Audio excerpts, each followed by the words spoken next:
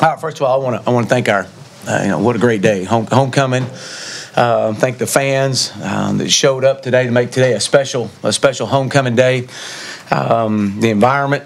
Again, you continue to impress, you continue to inspire. Our fans do, and it's very much felt every day that we walk in this building, and we love that. And so, thank you to all those that showed up and showed out today. I want to thank and commend our players. Our players have, as we know, have battled all year long. Some of the outcomes have not gone our way, but these guys continue to fight. And it says a lot about who we are. It says a lot about our program. It says a lot about our state. And it says a lot about what we're trying to build here. Is we're going to continue to fight, and we're going to continue to put one foot in front of the other. And I'm proud of our staff. Our staff has been there the entire way, continuing to inspire and motivate and coach these young men, and know that we're all in this together. Everyone's staying positive. We knew that something was going to happen our way if we continue to get back up, and these guys did it, and very proud of them. I want to give and commend Tulsa. I knew that we were going to get their absolute best. I knew that there was no quit in them. Coach Montgomery is a great coach and has done a phenomenal job there. And they challenge you. They challenge you in all aspects. They challenge you from a run game, from a passing game, to creating one-on-ones. And there was no quit in those guys. And you saw it all the way to the final play. But we had a lot of great recruits here today. Can't wait to show off Fayetteville tonight with our recruits. And I thought that when you start talking offensively, what a special moment for Connor, a young man from right down the road, and probably dreamed of this moment his entire life. To be able to come out there and lead the Hogs to a win, and very proud of him. Very proud of his fight. Considering after the first drive, he had an interception. He came right back over the sidelines and did not face him one bit. That says a lot about a young man that's a competitor. He's been in these situations before, and you can definitely tell that. First freshman starter in 12 years, and to come in an environment and where we are in our program of needing a win. He didn't do it alone. I'm very proud of Cole Kelly and the role that he continues to have for this football team. He's a great teammate and a great leader, and helping these young guys out. So I'm proud of how we ran the football. I thought we did some really good things up front. We challenged our offensive line. We needed to take it off and put it on our veteran players. Defensively, 8 TFLs, 6 sacks, a shutout. I said it last week that they were our rock, and they didn't disappoint today. They continued to build and have done that all year long. Again, that's a credit to our staff as well. Special teams, we continue to grow. We continue to make positive impacts, and again, you're seeing all units working together there. So we'll continue to improve in this, and we got a lot to play for. We got two games right here, and this and right here in Fayetteville in our home stadium, same time next week. So we got 2 home games. One of those will be a senior night, and we got an opportunity to do a lot of great things still ahead for this program and where we're going. So we're going to enjoy tonight. I can't wait to get back in here tomorrow and start game planning and getting ready to go for next Saturday. But with that, I'll open up for questions.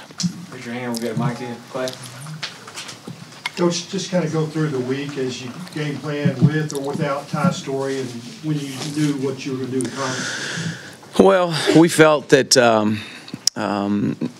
Ty practiced for the most part all week long, was out there, and we knew it was day-to-day. It was kind of when you get into that protocol, you take day-to-day steps, and so we felt like that, especially at the quarterback position where we knew there was no contact anyways, but we knew also that there was a possibility that he may not play, Cole and Connor both have been getting significant reps, off and on for the last several weeks, and that's so we really didn't have a final decision. I guess it was probably Wednesday night. We kind of had an idea, but we were preparing for it. Chad, the leading on the run game. What do you think you got out of the blocking and Boyd? How's he doing? And what's up with Colton Jackson? Well, yes, we were going to put the pressure on our offensive line and on our running backs. Rakeem Boyd being first, and with the player that he has become over the last several weeks, and we knew Connor was going to have a good day, but we did not want to put the pressure strictly on Connor. So we challenged our guys up front. We needed to be able to run the football. They were a little bit different defensively than what we've seen all year long. They're a little odd stack, and their fits are a little bit different, but we felt like we could run the football and put the pressure on our O-line. And we get news right before, I guess probably right before we left the hotel, that Colton had some back spasms, and so he was out. We did not know that till pretty much the bus ride over here. We kind of felt like even maybe during warm-ups we could get him back, but he couldn't go. And then losing Johnny, but Johnny should be back. But those guys did a good job. I thought Dalton Wagner came in and played well, played really well, and so we'll continue to. It's the way we cross-train those guys. You have to play guys in different positions, and they responded. And on Rakeem, was he banged up in some way? Or? Dehydrated.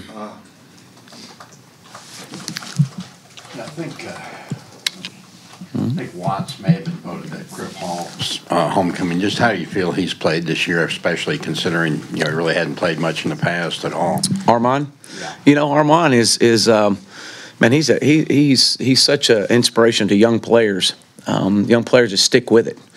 This is a young man that came in here and is just now seeing a lot of success, and could have quit, could have transferred, could have moved on, but nope. He loves the Razorbacks, and he's going to stick it out. And a young man like that, man, you want the best for him. He has shared his story with a lot of our young players, so I'm proud of him and proud of where he is, and just having a really good year. Chad, talk about Grayson Gunter a little bit.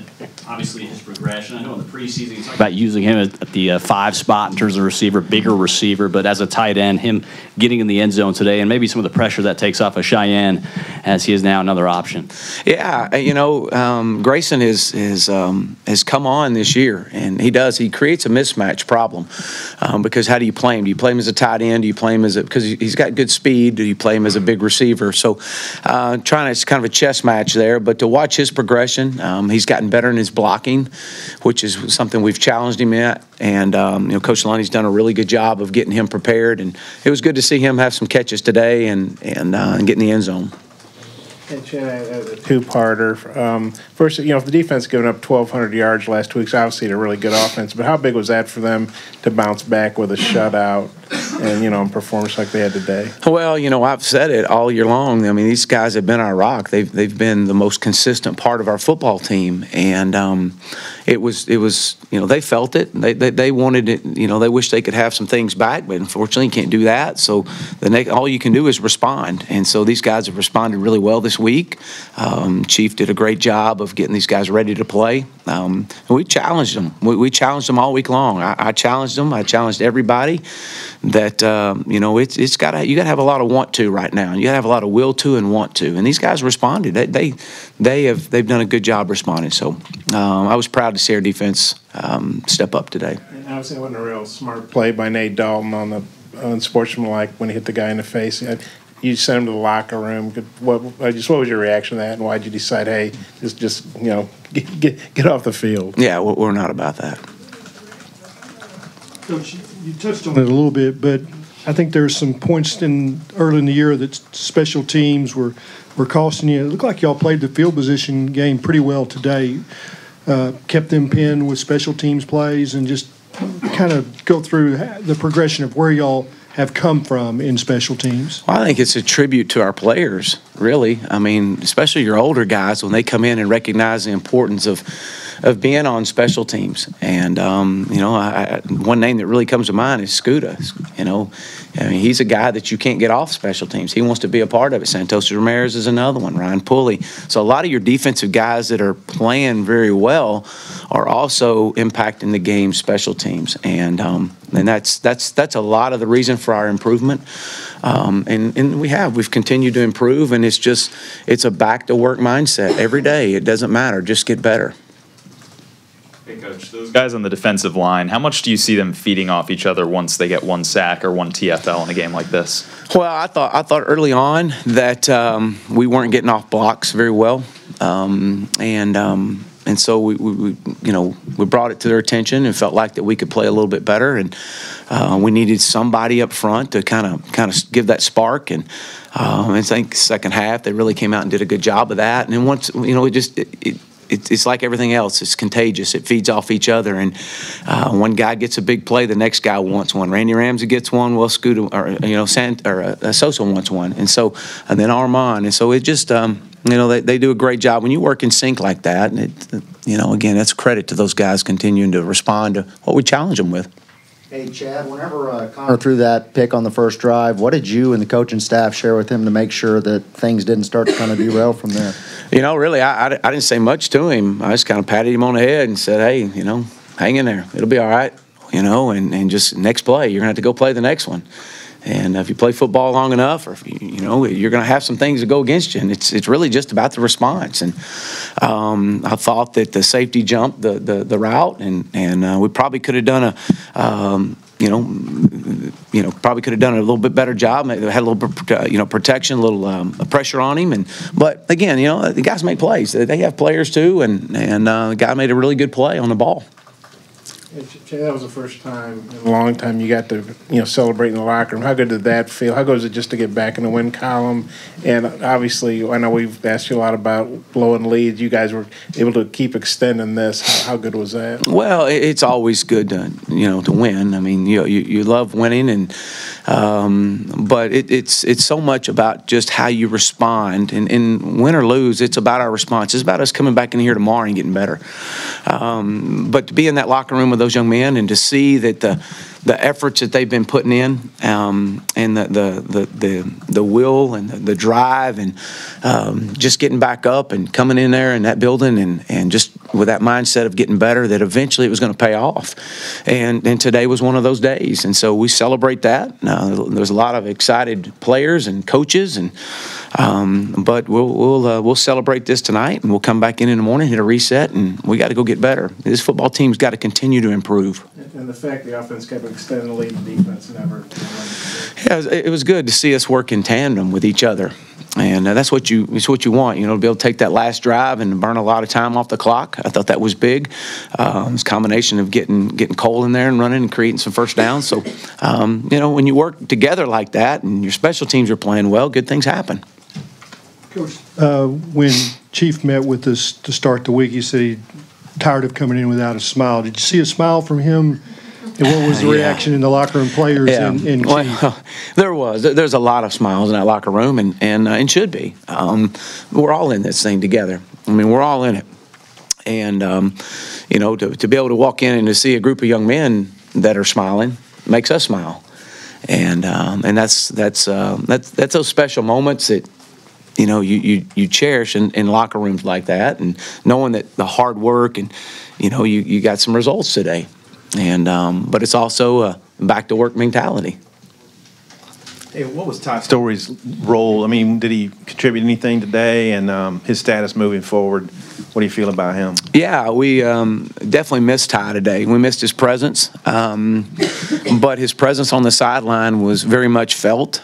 He was there. He was encouraging Connor. He was right there communicating with the team, but that's what we expected out of Ty. That's who he is, and he's every bit as excited for this football team as anybody. And so we anticipate Ty being right back out there, ready to go tomorrow, and picking back up and starting for us this next week. Coach, what's the message to the recruits that you have this weekend, what is the message you want them to hear? Well, I think the biggest message that I want any recruit to hear, regardless if it's this weekend or next weekend or whenever, is man, just look at the passion. Just look at the love for this university that's all across our state. I mean, you can just walk and feel it and see it, and it's evident. And I just say, and as I tell them, I said, just open your eyes and open your ears.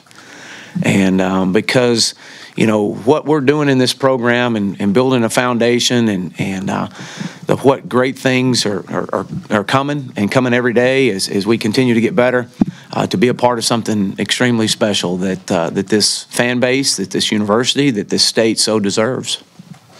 Can you recall your last shutout? And also, to get one, sometimes the other team misses some field goals. I mean, so to put it all together and get the shutout, what that meant. You know what? The last shutout that I've been a part of, I don't know. I'd probably have to go back to my high school days. But you know, I'm just, you know, shutout's always great. It's really good when you can see it on those defensive kids' faces, because that's something you work really hard for. It's hard to shut anybody out. It really is. And so I'm just proud for our players and our coaching staff. That's really impressive to me. I don't know when the last time I had a shutout, but it's not about me. It's about those guys, and that's what's inspiring. You know, when you see those guys over on the sidelines on that last play, I mean, you would have thought that the guys fixing to kick a game-winning field goal, and they're wanting that shutout bad. So you celebrate for those guys. Any more questions for Coach Morris? Right. Thank you.